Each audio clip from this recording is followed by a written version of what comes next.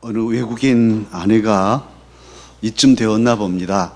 시골에 시부모님 도우러 가서 농사일을 좀 했습니다. 녹초가 되었습니다. 녹초란 초가 녹은 상태 같은 흐느흐느해진 것인데 그렇게 지쳤습니다. 남편이 아내를 위로하러 와서 아내에게 물었습니다. 여보, 어땠어? 너무 힘들었지? 하니까 남편의 위로를 받고 싶은 아내는 여보, 나 녹초 되었어 하고 싶은데 녹초가 생각이 안 난 겁니다. 그래서 여보, 나 잡초 되었어.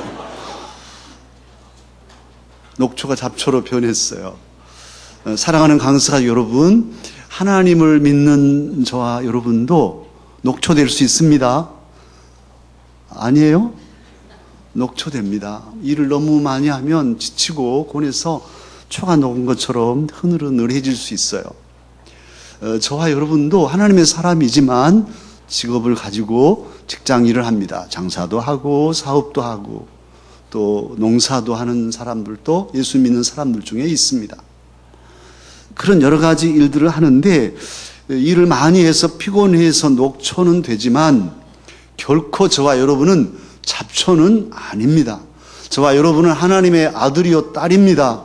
하나님의 자녀입니다. 존귀한 하나님의 일꾼들입니다. 참으로 감사하죠. 하나님께서는 저와 여러분을 택하셔서 사랑스러운 사람으로 하나님의 자녀로 삼으시고 저와 여러분으로 아름다운 교회를 세우기를 원하고 계십니다.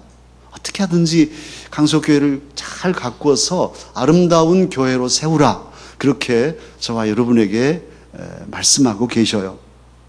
특별히 오늘 야고보서에서도 그 말씀을 하고 있습니다. 야고보서는 믿음을 강조하지만 어떤 믿음을 강조하느냐? 행함 있는 믿음을 강조하고 있어요. 행함 없는 믿음은 무슨 믿음이라? 죽은 믿음이라고 그렇게까지 극단적으로 말씀할 정도로 살아서 움직이는 행함이 있고 실천이 있는 그 믿음을 강조하는데 이 야고보서가 5장으로 되어 있고 5장의 마지막 부분을 결론 부분을 오늘 저와 여러분이 읽었습니다. 이 결론 부분에서 선한 행실로 아름다운 교회를 세우도록 또 강조하고 있습니다.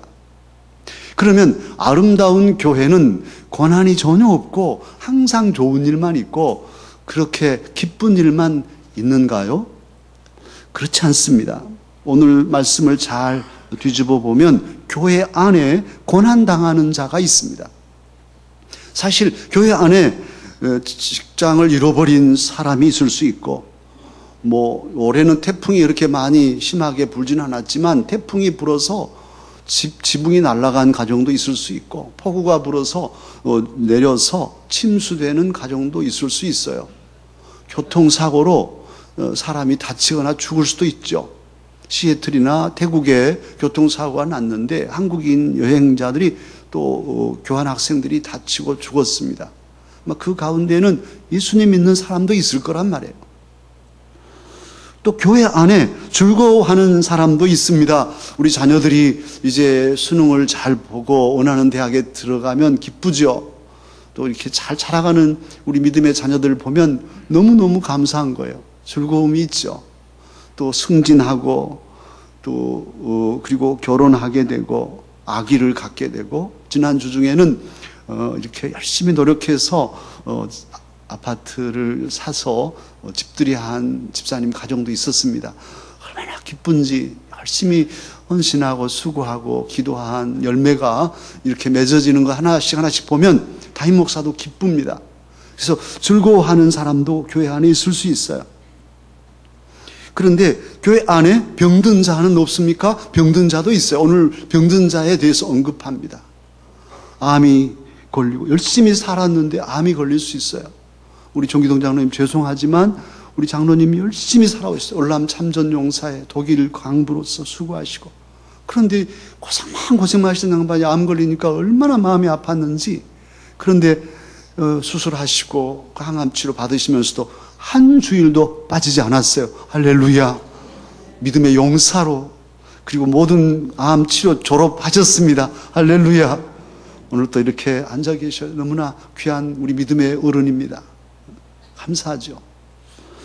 또 치료비가 없어서 몸이 아프지만 그냥 치료를 밀어놓고 있는 가정이 믿음 안에 있을 수 있습니다. 우리 송기수 권사님은 눈이 아프셔서 이렇게 늘 기도하고 있어요. 그런 눈이 아프시거나 또 연세가 많으신 분들은 무릎이 아파서 관절염으로 예배당 계단을 오르는 때마다 엘리베이터 좀 있었으면 하시면서 오르실 수도 있죠. 이런 아픔들이 교회 안에 있습니다. 또 교회 안에 미혹에 빠진 자들이 있을 수 있어요. 나쁜 친구들 만나가지고 예배당 갈 친구들이 지금 전자오락 PC방에 가 있을 수도 있죠. 또 먹지 않을 것, 마시지 않을 것들에 젖어들고 그리고 결국은 교회를 끊고 예수님을 믿지 않는 자리까지 나가는 경우도 있고 또 무료 성경 공부 그냥 공짜로 해준다고 그러니까 가서 담임 목사도 몰래 공부하다가 미혹의 영에 빠져서 이단 사설에 빠져들 수도 있고 이런 일들이 교회 안에 예전에도 있었고 지금도 있습니다. 과연 어찌해야 할까요? 지혜서인 구약의 전도서에 보면 인생에는 울 때가 있고 웃을 때가 있으며 슬퍼할 때가 있고 춤출 때가 있다 합니다. 그러면서 뭐라고 전도서 7장 14절에 말씀하냐 하면 형통한 날에는 기뻐하고 곤고한 날에는 뒤돌아보아라. 그렇게 말씀하고 있어요. 뒤돌아보라는 거예요.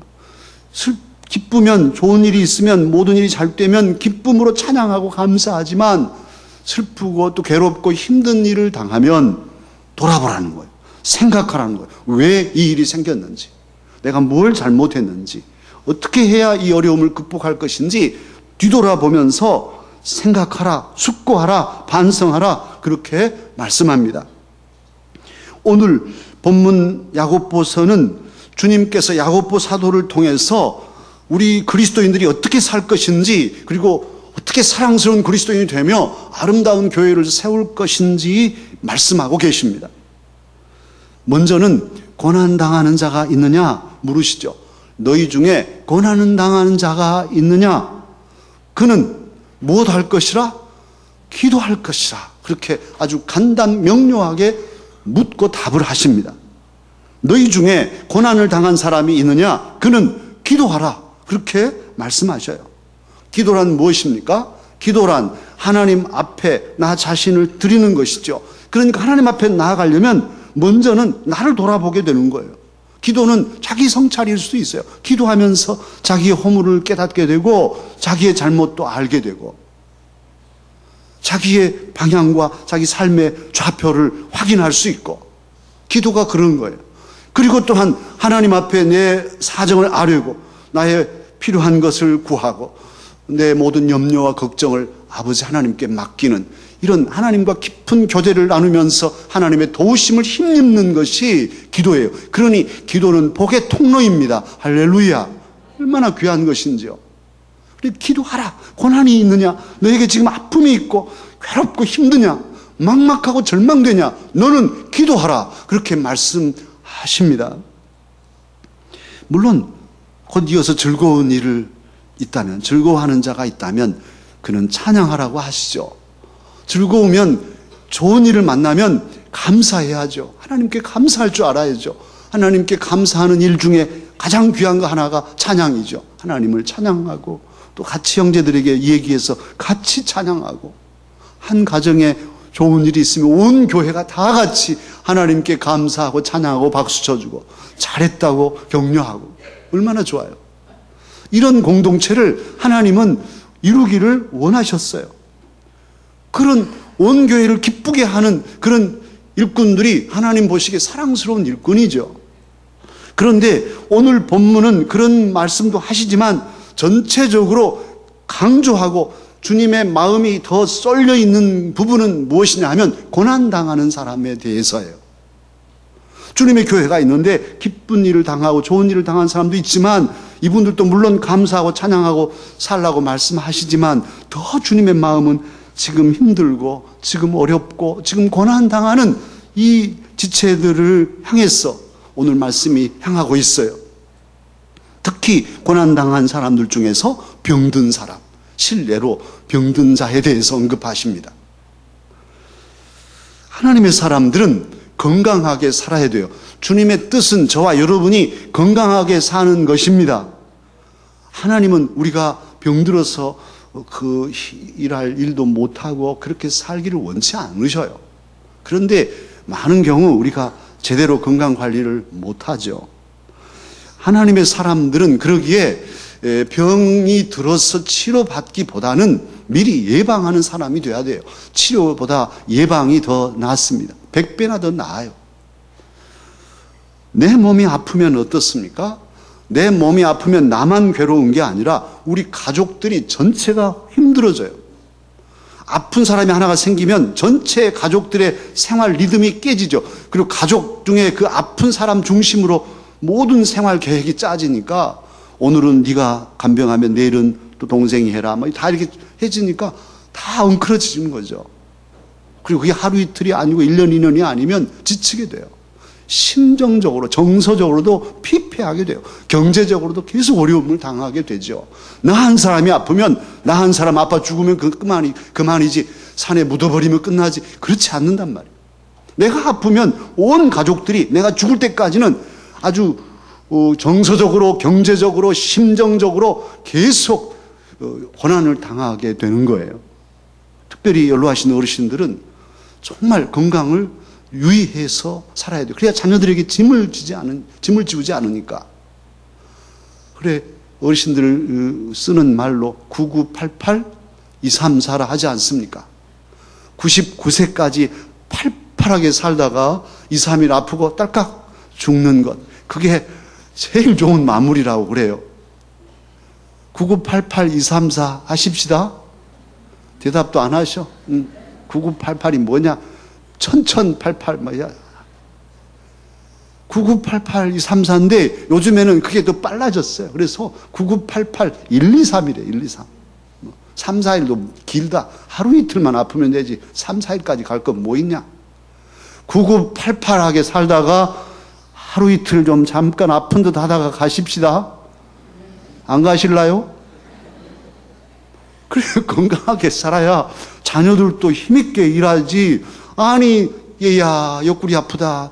또 왔더니, 아니, 무릎이 또 아프다. 일하는 아들, 딸 불러다가 매번 불러가지고, 항상 이래도 우리 아버지 아프지 않나. 우리 어머니 아프지 않나. 이러면 일을 못하는 거예요. 그래서 내가 건강한 것도 자식들에게 큰 복입니다. 그래서 자기의 건강 관리를 해야 한단 말이에요. 음식도 가리고, 운동도 아무리 하기 싫어도 내가 쓰러지면 내 아들이 힘들어. 내 딸이 힘들어. 그러니 나는 운동해야 돼. 하고 의무적으로 하고 말이죠. 그래서 건강하셔야 되잖아요. 그러면 나도 좋고 내 자녀들도 좋고 온 가족이 좋고 할렐루야. 얼마나 좋아요. 교회도 좋고 건강하셔가지고 계속 오래오래 기도해 주시면 얼마나 좋아요. 치매는 더더욱 그렇습니다. 치매 예방도 꼭 하셔야 돼요. 그래서 치매 검사도 하시고 치매가 걸리면 약을 꼭 드셔야 돼요. 꼭 드셔야 돼요.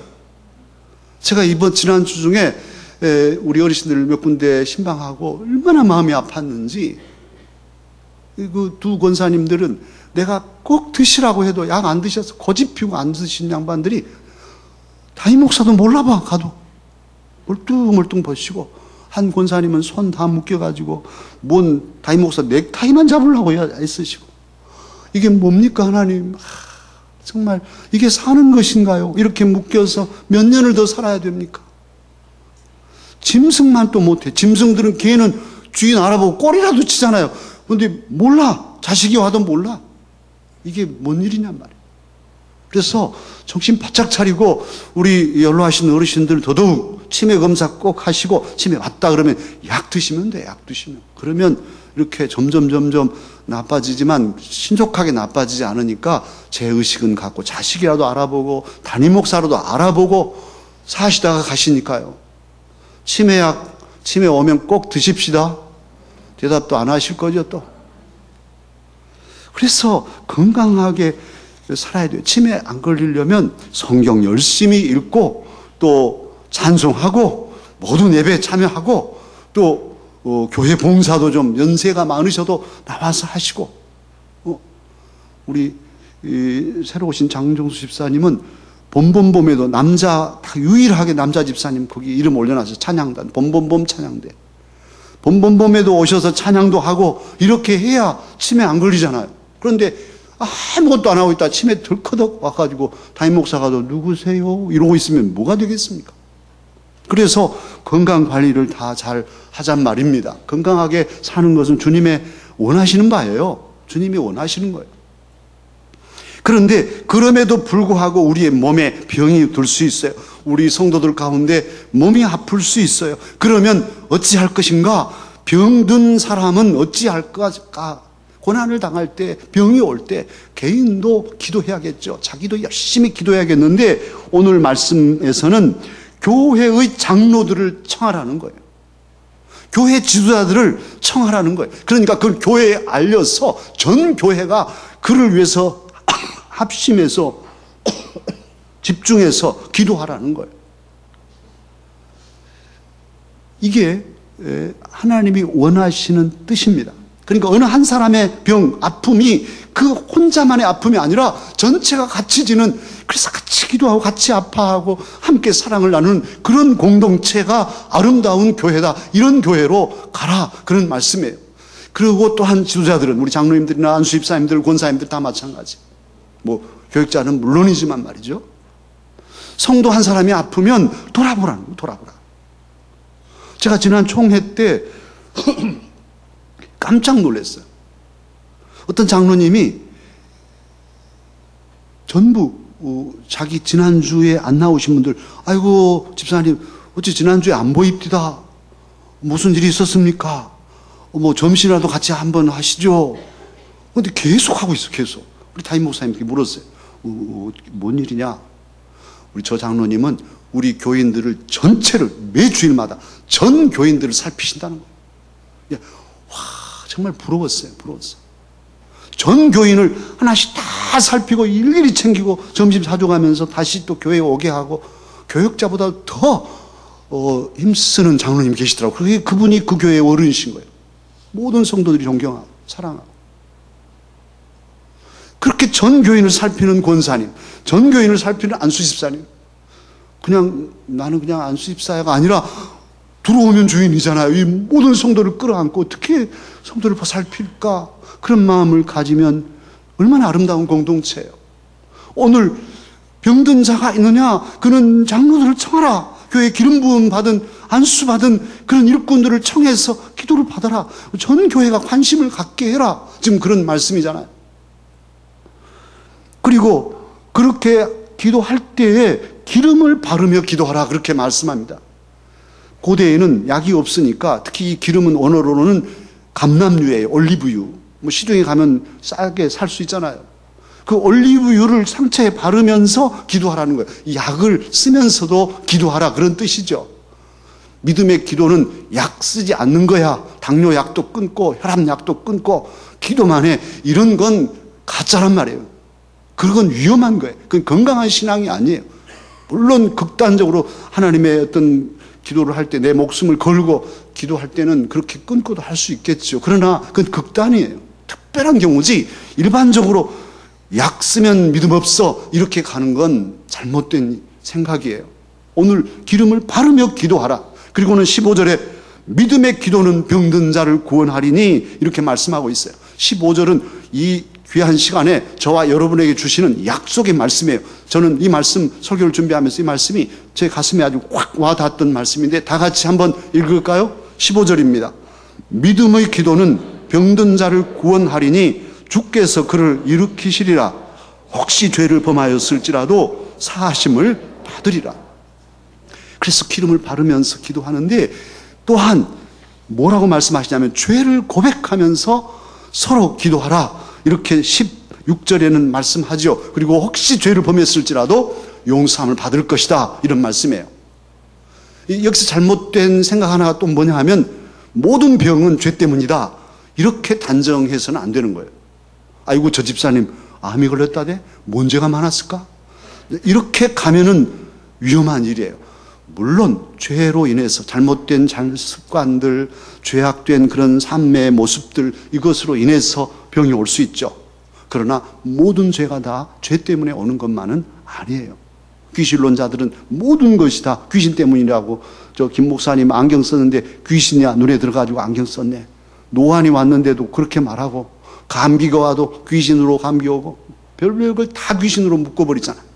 그게 극단적인 것이고 매우 위험한 신앙이에요. 건강한 신앙은 그렇지 않아요. 귀신 때문에 올 수도 있죠. 그러나 다는 아닌 거고, 죄 때문에 병이 생길 수 있지만 다는 아닌 거예요.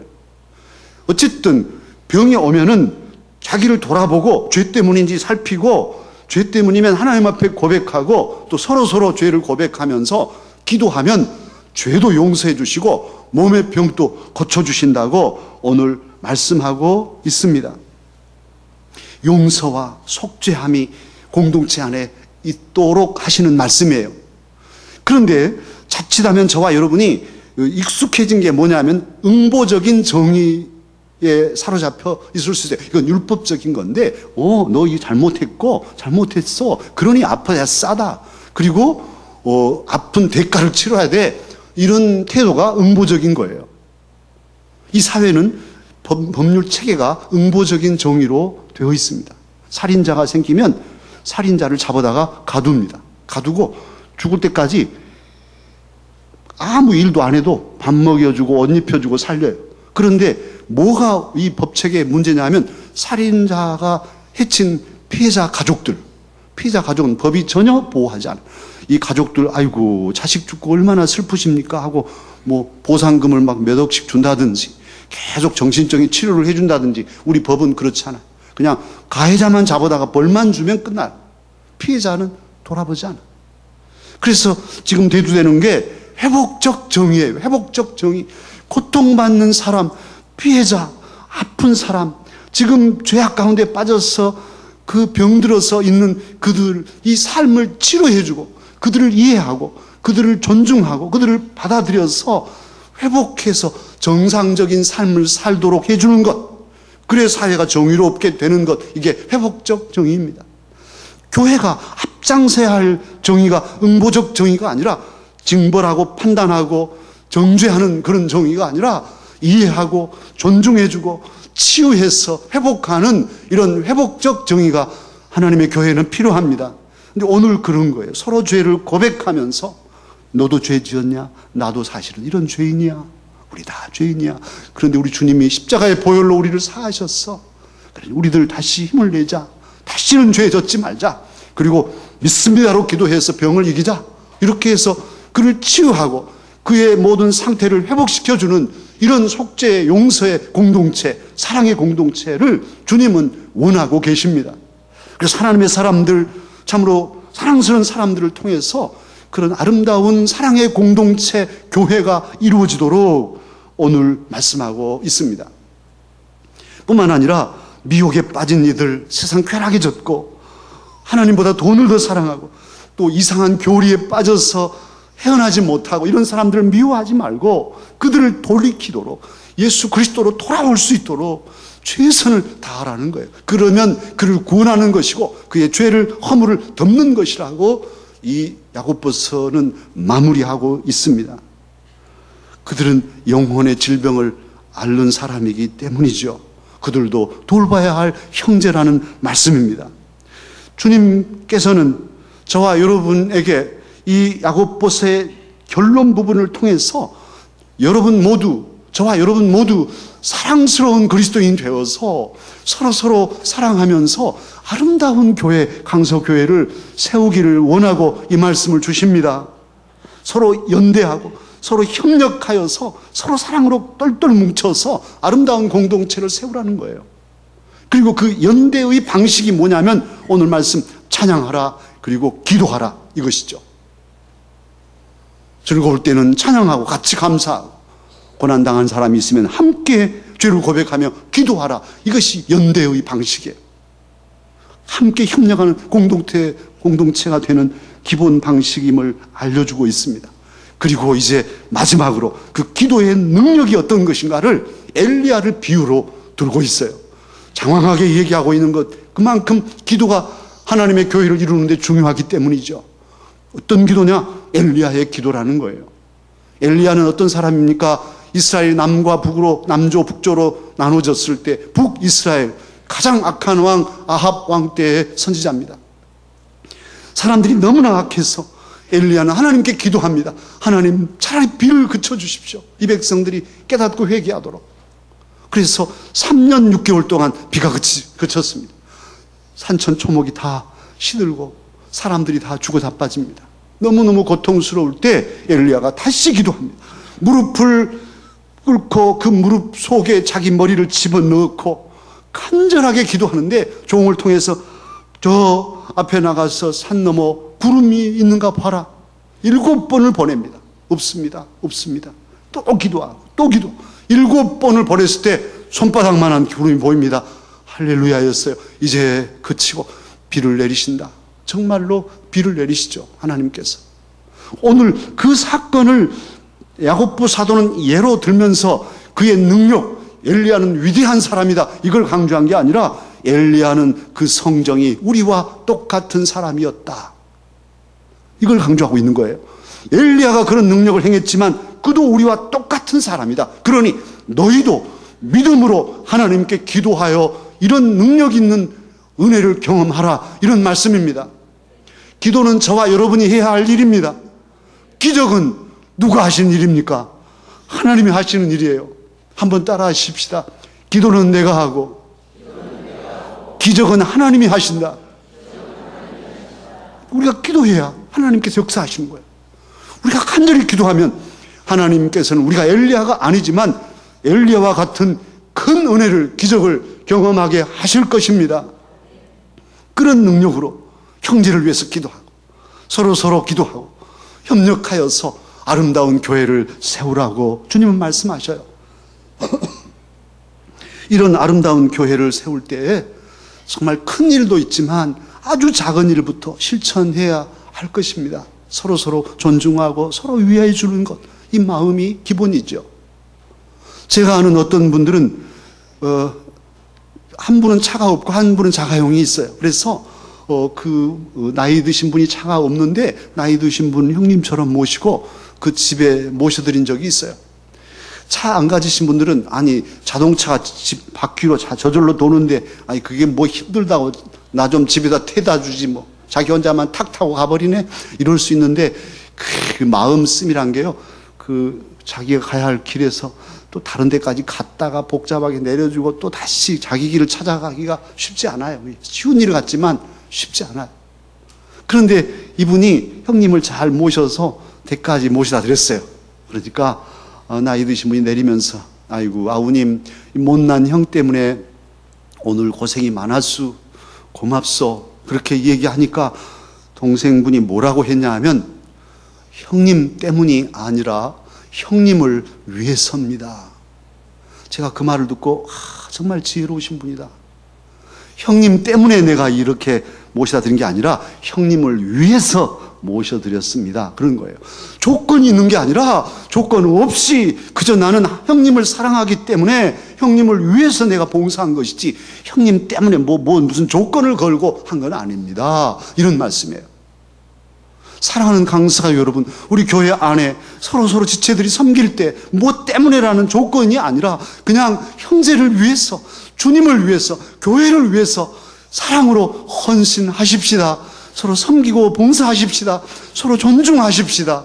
그건 너무너무 아름다운 것이고 주님 보실 때 사랑스러운 사람들이 되는 것이죠. 그리고 주님은 그런 사랑스러운 하나님의 사람들을 통해서 우리 강서교회가 또 이 나라의 많은 교회들이 건강하고 아름다운 교회가 되기를 원하고 계셔요. 이 시간에는 우리 청년부, 중고등부, 아동부까지 같이 예배를 드리는데 우리 아동부나 중고등부도 마찬가지. 뭔 소린가 할지 몰라도 잘 이해가 안 되더라도 참으로 우리가 자라서 정말 주님을 위해서 이 교회를 아름다운 교회로 나도 세우겠다고 다짐하고 여러분의 한 사람 한 사람의 수고가 이 명절에 가정을 천국을 만들고 나 한 사람이 우리 가족들을 사랑으로 위해서 섬기면 주님의 영광을 위해서 헌신하면 가족이 행복하고 천국이 될 것입니다. 주님의 교회가 흥왕하며 아름다운 교회가 될 것입니다. 이제 말씀을 생각하면서 함께 기도하십시다. 가족끼리 모였는데요. 이렇게 손을 가족끼리 잡으시고, 주님, 제가 주님을 섬기는데 정말 기도로 섬기겠습니다. 우리 가족을 섬기겠습니다. 이번 명절에 우리 가족에게 복 주시고 저 한 사람 때문에 가정에 기쁨이 넘치게 해주십시오. 또 우리 중고등부, 아동부, 청년부, 이 교회, 우리 강석교회 다음 세대인 제가 이 교회를 아름답게 가꾸겠습니다. 다짐하면서 하나님 앞에 서로 축복하고 기도하십시다. 다 같이 기도하겠습니다. 사랑의 아버지 하나님, 오늘 저희들을 주의 전에 불러주시고